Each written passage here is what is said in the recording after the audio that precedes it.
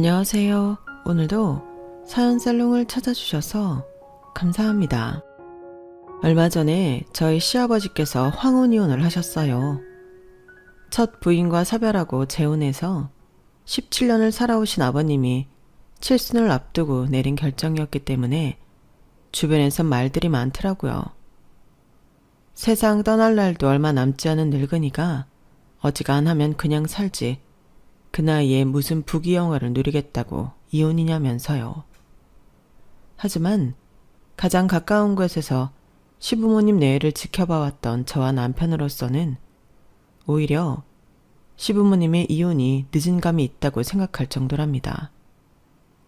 그건 아마도 남들이 모르는 시어머니의 본 모습을 많이 봐왔기 때문일 거예요.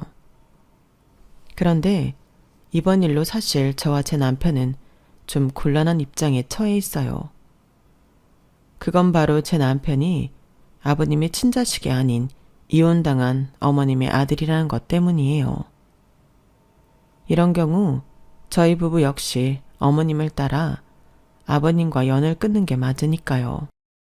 하지만 이런 와중에 저희 부부가 아버님 댁에서 들어가 살게 되었으니 남들 보기엔 이상해 보일 거예요. 저희 부부도 이래도 되는 건가 걱정이 되긴 하니까요.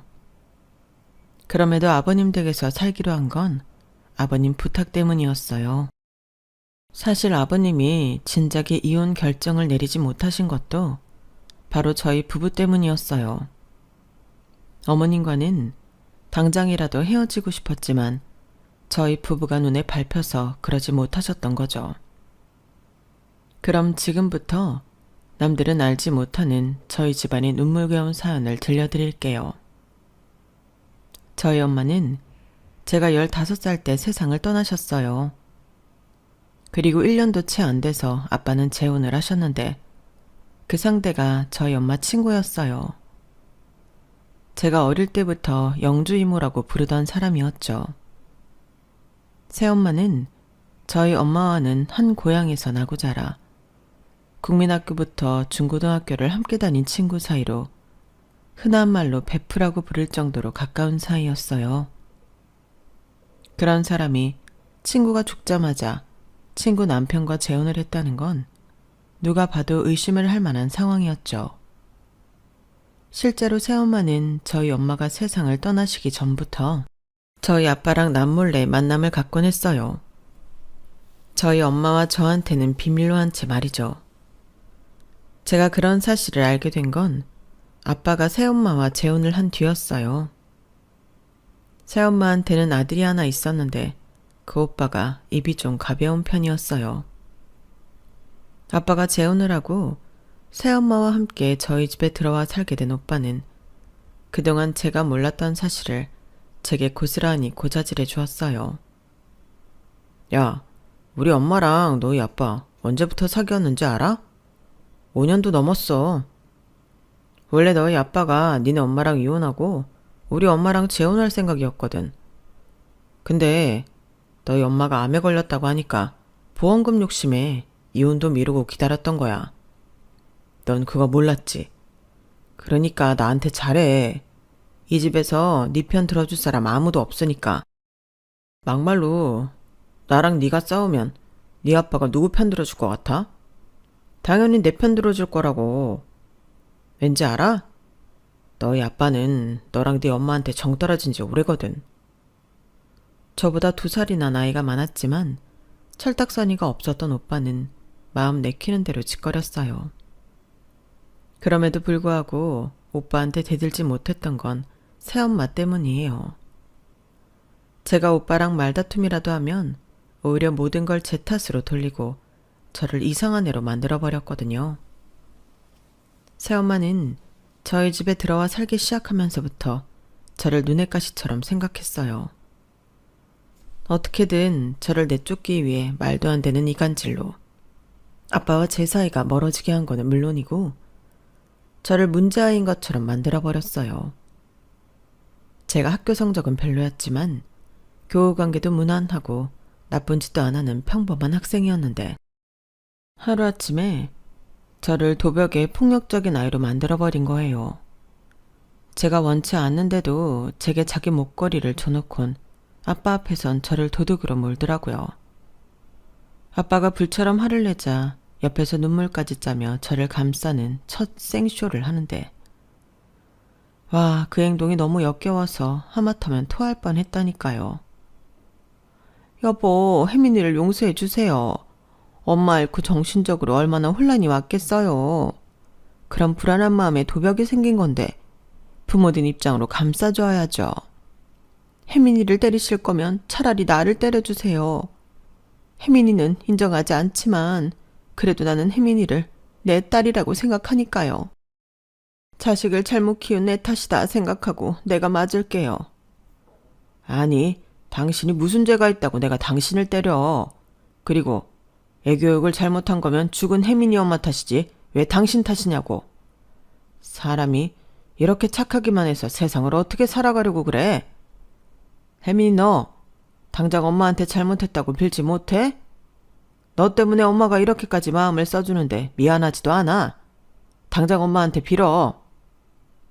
참, 어이가 없어서 내가 하지도 않은 일을 가지고 꾸며놓고 그것도 모자라 생쇼까지 하는데 이런 사람한테 빌라니 정말 어이가 없었어요. 모든 게 새엄마가 꾸민 짓이라고 아무리 항변을 해도 아빠는 제 말을 들을 생각조차 하지 않았어요. 당시 아빠한테는 저라는 존재는 아예 없는 것 같았어요. 그날 저는 끝까지 새엄마한테 사과하지 않았고 그 일로 한동안 용돈이 끊겼어요. 차비가 없어서 학교까지 걸어 다녀야 했지만 그래도 마음은 편했어요. 이런 일들은 이후에도 수없이 벌어졌고 그러는 사이 저는 집안에서 문제아로 낙인 찍혀버렸죠. 새엄마는 자기 아들한테는 학원에 개인 과외까지 아낌없이 지원을 해주었지만 저한테는 그 어떤 것도 해주지 않았어요. 제 성적이 안 좋았던 게 꼭 그것 때문이라고는 할 수 없지만요. 집안에서 어디에도 마음 둘 곳이 없었던 만큼 저는 학교에서도 마음을 붙이지 못했어요. 내 인생은 우울하고 엉망진창으로 망가져 있는데 부모 사랑받으며 행복하게 사는 친구들을 보면 자꾸 화가 나고 나와 비교를 하게 되는 게 싫어서 친구들과도 점점 거리를 두게 되었거든요. 그러다가 저랑 비슷한 처지인 친구들과 어울리게 되었는데 소위 말하는 비행 청소년들이었죠. 우르르 몰려다니면서 돈을 뺏고 모여서 담배를 피우고 술도 마시는 아이들이요. 저는 담배도 피울 줄 모르고 술도 마셔본 적 없었지만 그 무리에 들어가기 위해서는 뭐라도 해야 했어요. 그래서 하루는 애들과 함께 하굣길에 자리를 잡고 저희 또래 아이한테 돈을 뺏으려고 했는데 그때 운명적인 만남을 갖게 된 거예요. 바로 미래의 제 남편을 만나게 된 거죠. 당시 남편은 저랑 같은 고등학교 1학년 학생으로 저와는 동갑이었어요. 학교 수업을 마치고 혼자 집에 가다가 저희 무리와 마주치고 만 거였죠. 남편을 으슥한 골목으로 끌고 온 저희 무리는 갖은 욕설을 퍼부어가며 공포스러운 분위기를 조성했어요. 이 정도 하면 어지간한 학생들은 있는 돈 없는 돈 다 털어주고 갈 텐데 남편은 눈 하나 깜빡 안 하고 버티더라고요. 결국 참다 못한 저희 쪽 오빠 하나가 남편한테 주먹을 휘둘렀는데 순식간에 남편한테 제압을 당해버렸지 뭐예요. 마치 영화 속 한 장면처럼 남편은 정광석화처럼 달려들어 오빠의 멱살을 쥐고는 공중에서 한 바퀴 크게 휘돌려 바닥에 내리꽂았어요. 올림픽에서나 볼 법한 유도 한판승 장면이었죠. 순간 저희 쪽 아이들은 얼굴에서 웃음기가 싹 빠졌고 슬금슬금 도망갈 틈을 보고 있었어요. 그걸 본 남편이 그러더라고요. 세상에서 제일 비겁한 게 뭔지 알아? 자기보다 약해 보이는 사람을 괴롭히는 거야. 우르르 때로 몰려다니면서 뭐라도 된 것처럼 웃으드니까 좋냐? 그래봤자 니들은 루저일 뿐이야. 혼자 다니기엔 겁이 나니까 여럿이서 다닐 수밖에 없는 찌질한 겁쟁이라고요. 누구든 날 이길 자신 있으면 덤벼. 자신 없으면 앞으로 내 눈에 띄지 마라. 걸리면 가만 안 둘 테니까. 남편의 말에 저희 쪽 아이들은 하나 둘 도망을 쳤어요. 그런데 저는 발이 움직이지 않더라고요. 겁이 나서가 아니라 내가 지금 뭘 하고 있는 건가 스스로 한심해서 그랬어요. 어쩌면 내 앞에 남학생 말대로 새엄마는 별것도 아닌 루저일지 모른다는 생각이 들었어요. 그런 인간이 두려워 내 인생을 망칠 필요가 있을까? 내심 그런 생각이 들더라고요. 그런데 그때 우디컨이 서 있는 저를 보고 남편이 그러는 거예요. 넌 뭐야? 나랑 해보겠다는 거야? 난 여자는 안 때려. 그러니까 꺼져. 누가 너랑 싸우겠대? 있잖아. 나도 그거 좀 가르쳐줘. 나도 너처럼 누굴 좀 때려 눕혀야겠으니까 방금 했던 그거 좀 가르쳐달라고. 아, 진짜 어이가 없어서. 너 방금 전까지 날라리들이랑 같이 나한테 돈 뺏으려고 했던 애야. 그런데 내가 네 부탁을 들어주겠니? 네가 가르쳐달란다고 내가 그러겠다고 하겠냐고. 말이 되는 소리를 해. 그건 미안해. 그런데 나 정말 그 기술이 필요해서 그래. 정말이야. 남편은 다짜고짜 유도 기술을 가르쳐달라고 떼를 쓰는 저를 보고 황당했는지 입을 떡 벌리고 서 있었어요. 그래서 어떻게든 마음을 돌릴 생각에 제가 처한 상황을 주저리 떠들었어요. 두서없이 떠들긴 했지만 요점은 이거였어요. 나를 괴롭히는 새엄마랑 새엄마 백만 믿고 툭하면 나를 때리는 오빠한테 제대로 한 방 먹이고 싶다는 얘기였죠. 한참 제 이야기를 듣고만 있던 남편은 저를 빤히 바라보다가 한마디 했어요. 내일부터 방과 후에 옥상으로 와. 1분이라도 늦으면 그냥 갈 거야. 걱정하지 마. 어차피 난 할 일도 없으니까. 종례 끝나면 바로 달려갈게. 그렇게 저는 미래의 내 남편한테 유도를 배우게 되었어요. 제대로 된 유도를 배우겠다는 건 아니고 상대를 내동댕이 칠 수 있는 기술 딱 하나만 제대로 배우겠다는 생각이었죠. 그런데 당장 기술을 배우고 싶었던 제 마음과 달리 남편은 쓸데없는 걸로 시간을 끌었어요. 운동장을 몇 바퀴나 돌게 하거나 빈 교실에 앉아서 그날 배운 국영수 교과서를 읽게 하거나 영단어를 외우게 하는 등 유도와는 전혀 상관없는 것들로 말이에요. 처음엔 남편 비위를 맞출 생각에 잘 짜랐던 저였지만 일주일쯤 지나니까 더는 못 참겠더라고요. 그래서 한마디 했더니 남편이 그러는 거 있죠. 너 바보냐? 네가 니네 새엄마를 매치기로 넘긴다고 뭐가 달라지겠어. 네 새오빠한테 한판승 딴다고 네 인생이 뭐가 달라지겠냐고. 진짜 네가 그 사람들한테 한 방 먹이고 싶다면 좀 더 확실한 걸로 준비하란 말이야. 새오빠보다 좋은 대학에 들어가거나 네 힘으로 온전히 살아갈 수 있는 직업을 갖거나 그것도 아니면 니네 새엄마처럼 돈 있는 남자 만나 인생 역전이라도 하라고. 이게 유도기술 하나 배우는 것보다 너한테 더 필요한 한 방이 될 테니까. 네가 원한다면 내가 도와줄게. 다른 건 몰라도 좋은 대학 갈 수 있게 도와줄 수는 있으니까. 어때? 나랑 공부해 볼래? 야, 너 웃긴다. 네가 1타 강사라도 되냐? 무슨 수로 나를 대학에 보내준다 만다 그래. 어이가 없어서 정말. 네가 전교 1, 2등 하냐? 그 정도 되냐고. 그 정도 아니면 나대지 마. 그러자 남편이 피식 웃으면서 그러더라고요. 지금까지는 전교 1등 놓쳐본 적 없어. 그럼 이제 나랑 공부할 거야? 그냥 해본 소리였는데 정말 전교 1등일 줄이야. 순간 저는 할 말을 잃었어요. 그리곤 바로 한숨이 나더라고요. 남편 말이 하나도 틀린 게 없었거든요. 유도 기술 좀 배운다고 내 인생이 달라질 건 하나도 없고 그렇다고 손 놓고 살자니 속이 끓어서 제 성질에 제가 미칠 것 같았거든요. 나를 만든 친부모도 손 놓고 있는 상황에 저를 도와주겠다고 나선 남편이 고맙기도 해서 그냥 공부를 하기로 했어요. 그렇게 남편과 함께 공부를 하면서 알게 된 건데 남편도 부모님 이혼으로 한동안 방황을 했더라고요. 그러다가 엄마가 재혼을 하시면서 새아빠를 만나게 됐는데 그분이 참 좋은 분이셔서 덕분에 마음을 잡고 공부를 하게 됐다고요. 저와 처지가 비슷한 부분이 있어서 그랬는지 남편은 제게 신경을 많이 써줬어요. 전교 1등이 반에서 중간도 안 되는 성적을 가진 친구를 위해 자기 시간을 빼가며 공부를 가르쳐 주다니 말도 안 되는 일이잖아요. 남편 부모님이 아시면 난리가 날 일이었죠. 그렇게 한동안 남편한테 따로 공부를 배우다가 몇 달 지나고부터는 남편과 함께 과외를 하게 됐어요. 제가 아빠한테 직접 과외비를 받아냈거든요. 돈이 없으면 몰라도 자식이 공부하겠다고 과외시켜달라는데 안 된다고 할 부모가 어디 있겠어요.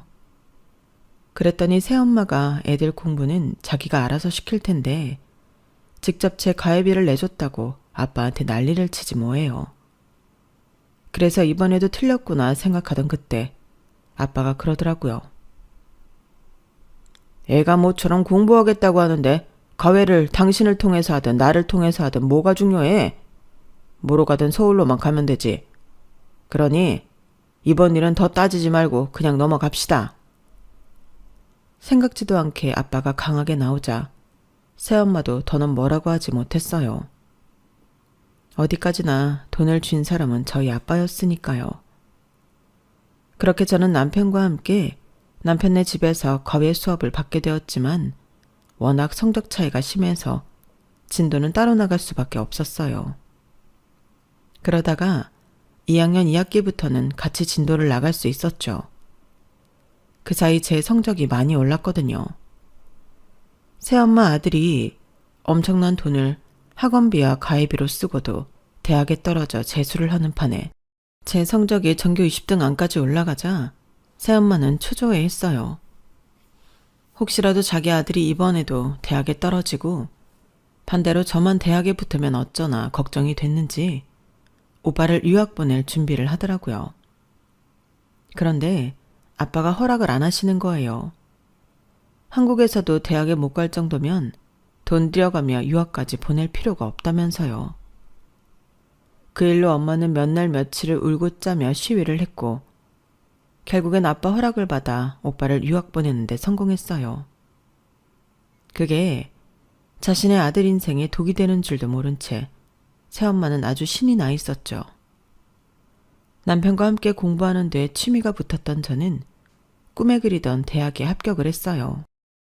서울대에 들어간 남편에 비하면 많이 떨어지지만 그래도 상위권 대학에 들어갔으니 인간 승리나 다름없었어요.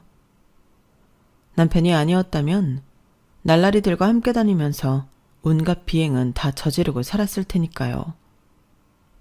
따지고 보면 남편은 제 인생의 은인이나 다름없었어요. 제가 대학에 합격하자 아빠는 엄청 기뻐하시며 입학 선물로 뭘 원하냐고 물으시더라고요. 따로 살고 싶어요. 학교 근처에 원룸 구해주세요. 그거면 돼요. 그 말에 아빠는 침울한 표정이었지만 새엄마는 알턴이 빠진 사람처럼 시원한 표정이었어요. 덕분에 새엄마 도움으로 손쉽게 집을 나와 독립을 할 수 있었고 이후로 아빠 집에 가는 일은 없었어요. 사람들은 명절에 집에도 안 가고 혼자 있으면 외롭지 않냐고들 하는데 솔직히 저는 전혀 외로운 걸 모르고 지냈어요. 집에 가봤자 새엄마 때문에 못 올 때 온 것처럼 불편하기 짝이 없었으니까요. 게다가 집을 나와 혼자 살기 시작하면서부터 남편과 함께 보내는 시간이 많았기 때문에 외로울 틈은 없었어요. 남편과 저는 고3 말부터 사귀기 시작해서 남편이 군 생활을 하던 때 빼고는 거의 붙어 다니다시피 했거든요. 명절엔 남편을 따라 남편네 집에 가서 떡국도 먹고 송편도 먹고 했을 정도였기 때문에 저한테 시댁은 제 친정보다 편하고 가까운 곳이었어요. 그건 결혼을 한 뒤에도 마찬가지였어요.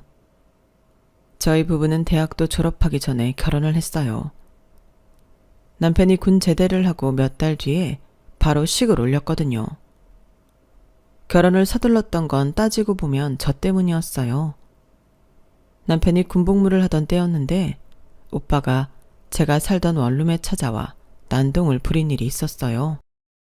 미국에서 돈만 주면 누구나 들어가는 대학에 다니던 오빠는 흥청망청 돈을 쓰며 방탕하게 살고 있었는데 한 번은 방학을 맞아 한국에 들어왔다가 일이 난 거예요. 이 인간이 캐리어에 약을 숨겨왔던 거 있죠. 오빠는 정신과 치료제라고 우겼나 보던데 우리나라 경찰이 그런 말에 쉽게 넘어가나요?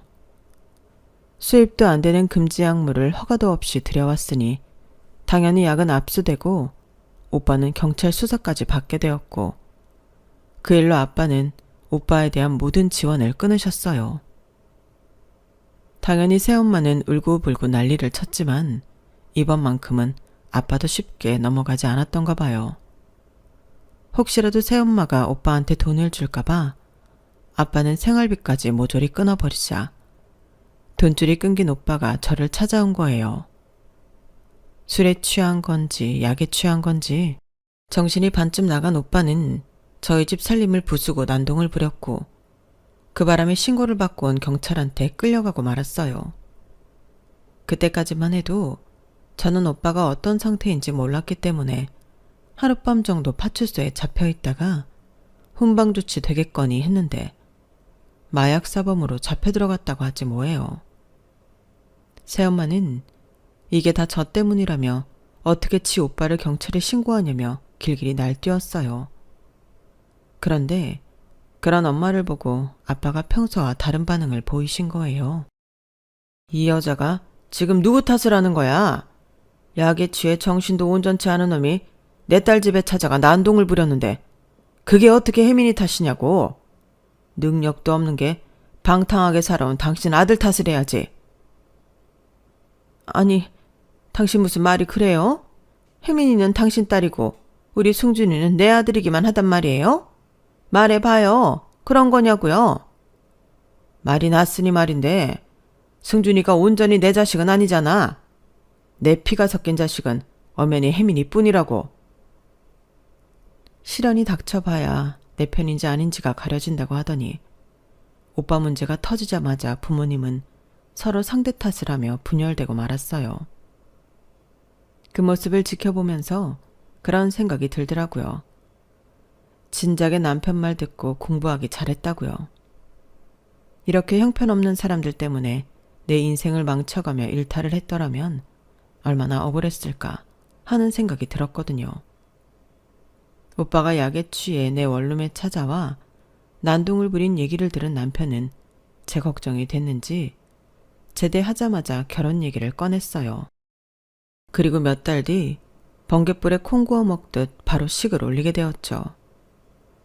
제 결혼식에는 새엄마와 오빠는 오지 않았어요.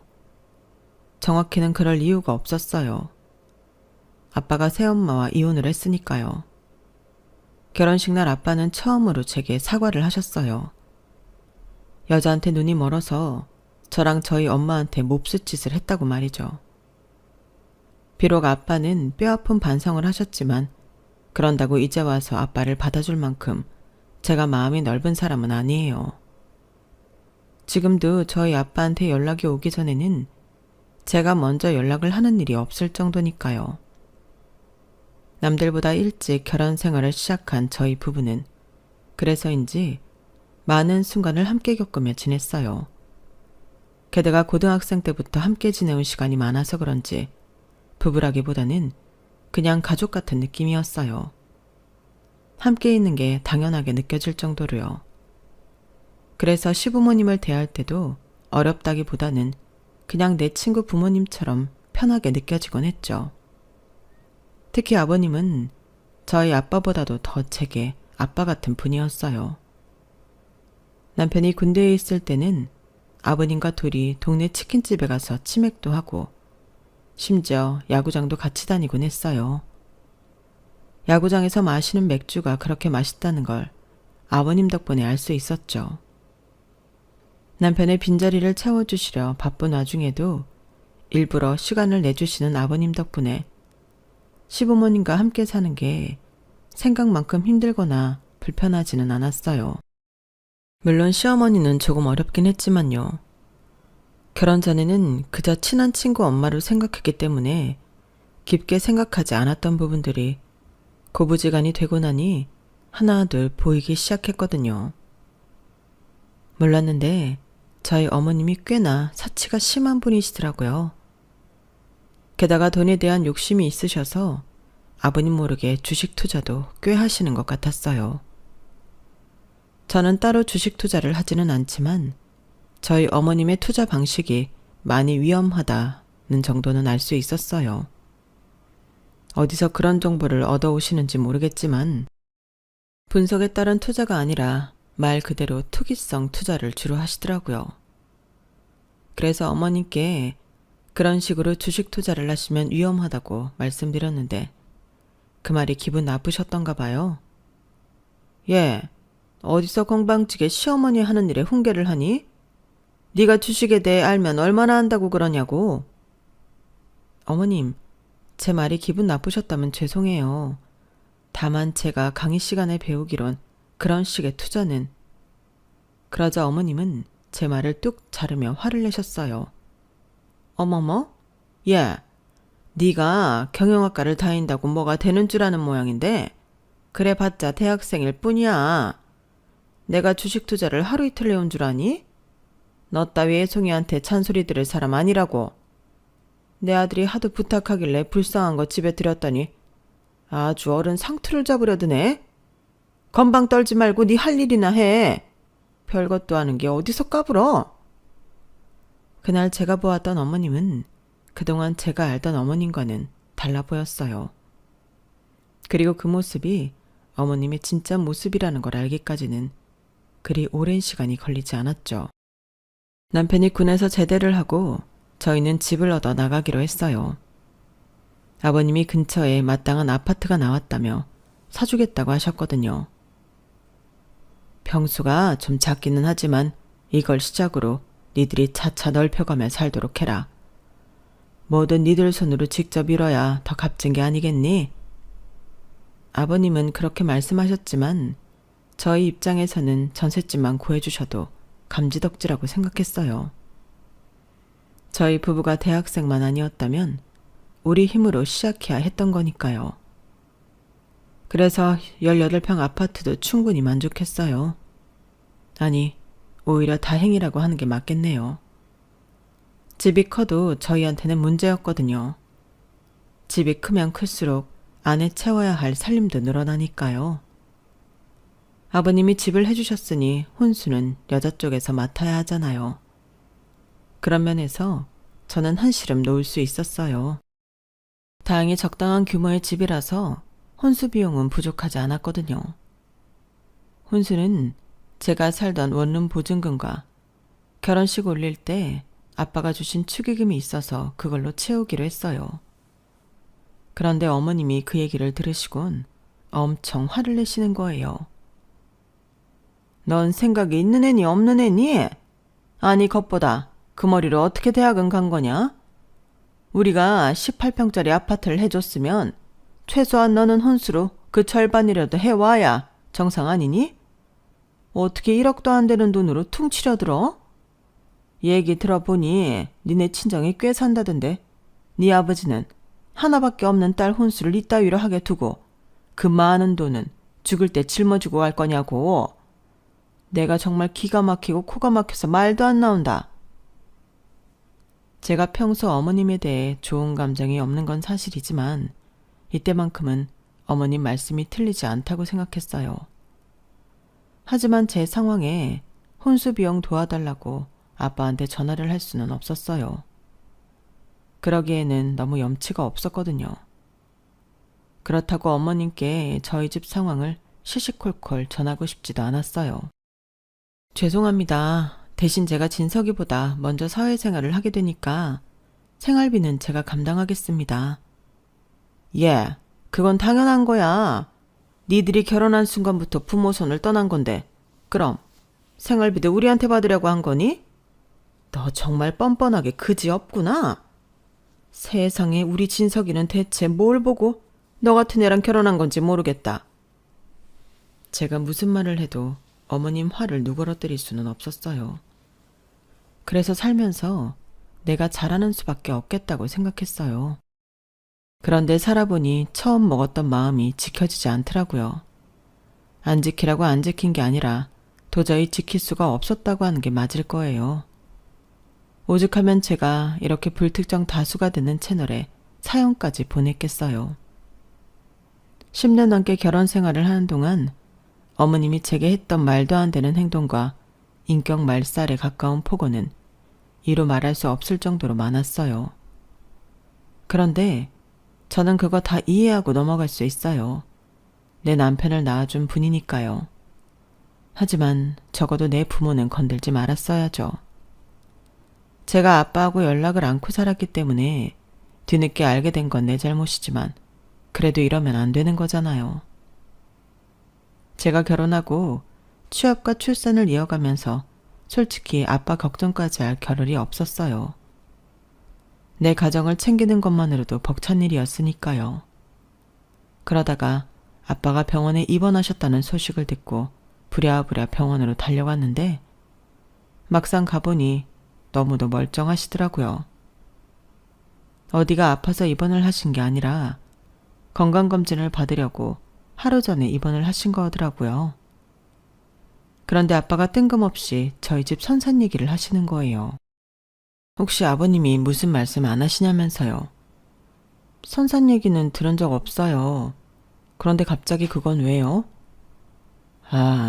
내가 이런 말을 해도 되는지 모르겠는데 실은 안 싸돈이 작년 이맘때 선산 땅 문서를 맡기고 돈을 빌려갔단다.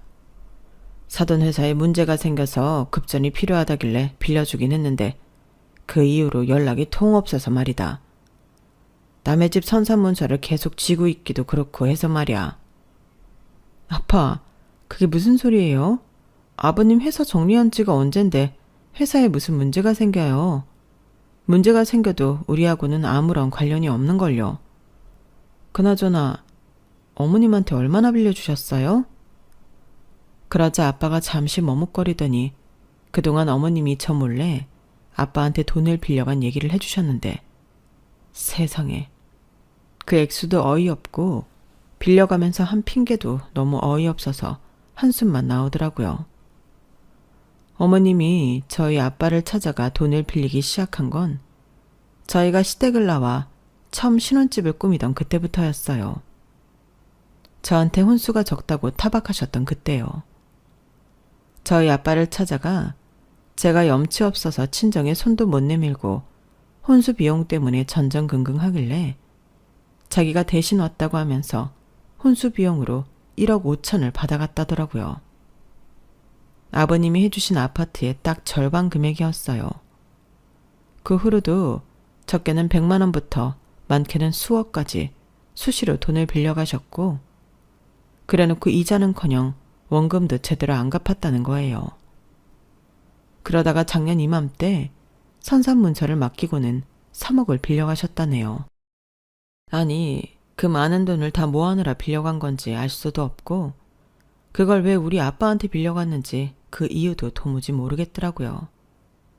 그래서 일단 이번 주 주말이 아버님 생신이라서 시댁에 가니까 그때 직접 물어보고 돈을 받아오든 하겠다고 했어요.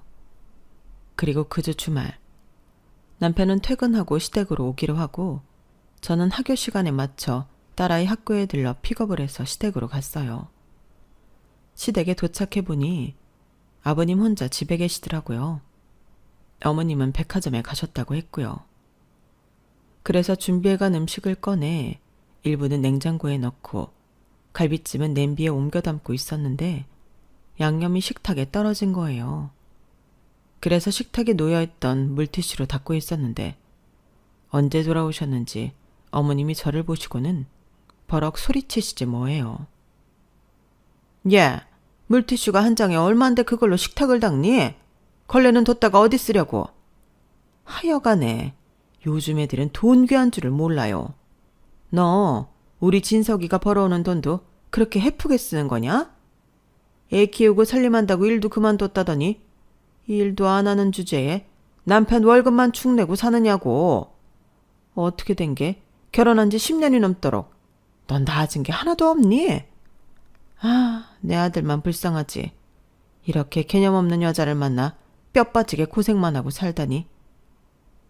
그 말을 듣는데 우라가 치밀어서 저도 한 소리 하고 싶었어요. 하지만 아버님 생신이라서 좋은 날 큰 소리 내지 말자 생각하곤 꾹 참았죠. 그런데 어머님 손에 명품 로고가 선명하게 찍힌 쇼핑백을 보니 생각이 달라지더라고요. 크기를 보니 지갑이나 구두는 아니고 분명 백인 것 같았어요. 저 브랜드 백이라면 최소 500만 원 이상은 할 텐데 그런 고가의 백을 턱턱 사들고 오는 사람이 고작 물티슈 한 장 썼다고 저를 낭비벽 심한 사람 취급을 하는 걸 그냥 넘길 수만은 없더라고요. 아니나 다를까 그날 어머님이 사온 백은 700만 원이 넘는 거였어요. 말로는 아버님 선물 사러 갔다고 하더니 아버님 선물은 기껏해야 3, 40만 원 하는 선글라스고 자기 걸로는 그의 20배 되는 백을 사온 거였죠. 그래놓고 누구 보고 돈 귀한 줄 모른다고 타박을 하는 건지. 그리고 저런 백을 살 돈이 있으면 우리 아빠한테 빌린 돈부터 갚아야 하는 거 아니에요? 남의 돈 빌려 쓴 사람은 고기도 숨어서 먹으라고 하던데 어쩌면 자기가 돈 빌려 쓴 사람 딸 앞에서 저렇게 당당하게 돈 쓰는 걸 보이는 건지 정말 이해가 안 됐어요. 그래서 처음엔 어머님께 조용히 선산 땅 문서에 대한 얘기를 물어볼까 했던 계획을 바꿔 아버님께 직접 말씀드리기로 했어요. 생신 케이크 커팅에 이어 식사까지 마친 뒤 저는 아버님을 모시고 서재로 들어가 제가 준비해간 종이를 건네드렸어요. 거기에는 그동안 어머님이 저희 아빠한테 받아간 돈의 내역과 아버님 명의의 선산 땅 문서에 대한 것까지 죄다 적혀 있었죠. 그걸 본 아버님은 금방이라도 얼굴이 터져버릴 것처럼 발갛게 달아올랐어요. 평소 인자하시던 아버님 모습은 온데간데 없이 사라진 그 모습에 저도 몰래 흠칫 놀라게 되더라고요. 잠시 뒤 아버님은 나직한 목소리로 조만간 이 돈은 저희 아빠를 찾아가 전해드리겠다고 하시고는 늦었으니 그만 돌아가라고 하셨어요.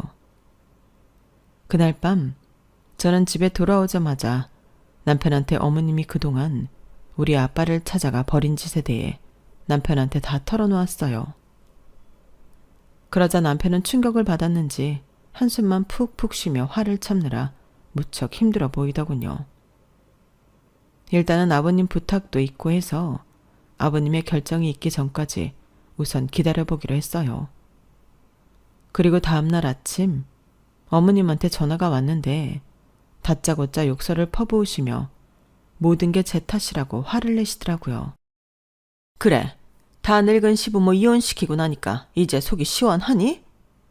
너랑 니네 아빠 때문에 내 인생 개박살나는데 어쩔 거야?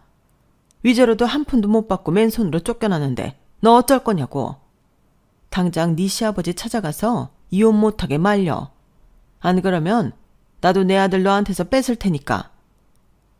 그동안 저 몰래 저희 아빠한테 돈 뜯어간 것에 대해 미안한 마음을 갖기는커녕 이런 상황에도 모든 걸 내 탓으로 돌리고 적반하장으로 나오는 어머님을 보니 무언가 치밀었어요. 그래서 그간 참았던 말을 쏟아내버렸죠. 어머님은 끝까지 남의 탓을 하시네요. 어머님이 왜 이혼을 당했는지 정말 몰라서 그러세요? 저랑 저희 아빠 사이를 이용해서 10수년간 돈 뜯어가고 그것도 모자라 아버님 선상까지 담보로 잡히신 부분이 누구신데 남의 탓을 하세요? 제가 사돈한테 돈 뜯어먹었습니까? 제가 내 남편 집안 선산 팔아먹었냐고요.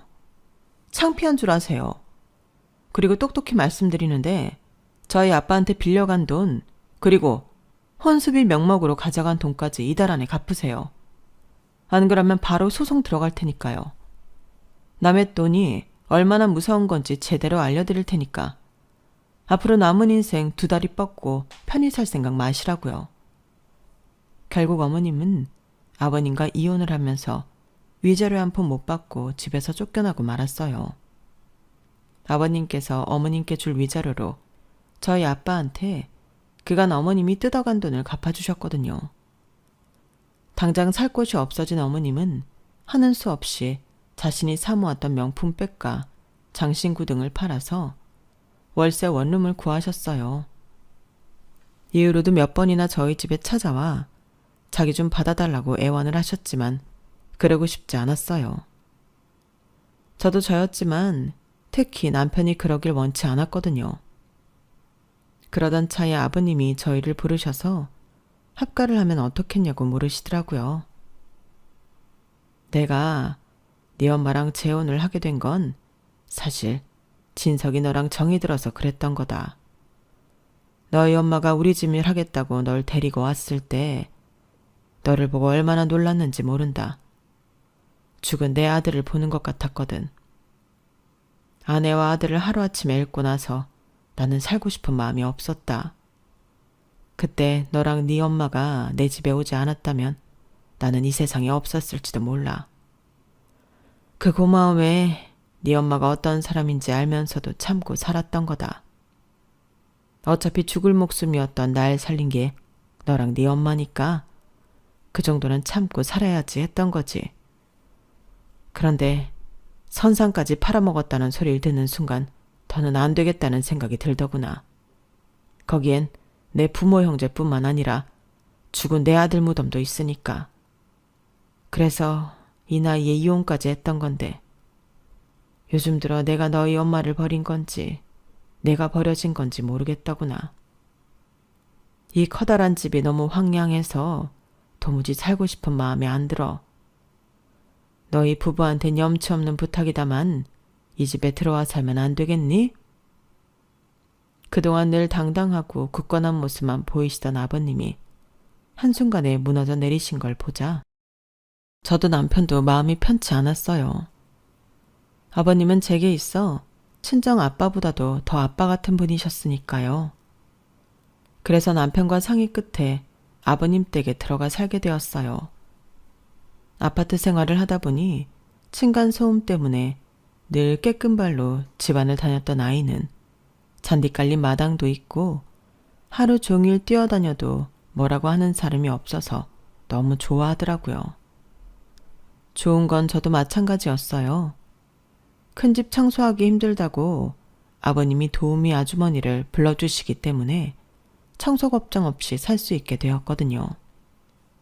거기다 아버님께서 용돈도 주시고 비싸서 내 돈 주고 못 사는 고가의 화장품도 턱턱 사주시니 어떻게 안 좋을 수가 있겠어요.